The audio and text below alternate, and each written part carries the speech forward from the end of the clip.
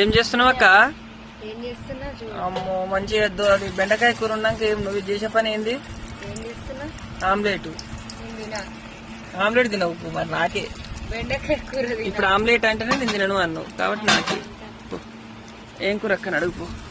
Daddy నేను వచ్చినా అను అంటవా? ఇగో బెండకాయ కూర ఉన్నాక మా అక్క కూడా నేనైతే నాటుకోడి గుడ్లు వండుకుంటా. ఇప్పుడు ఆమ్లెట్ వేసుకుంటా. నిజమా?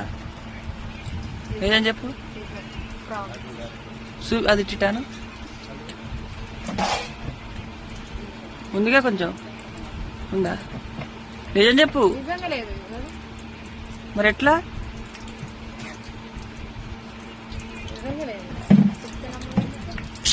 నేను నాకు సగం మరి.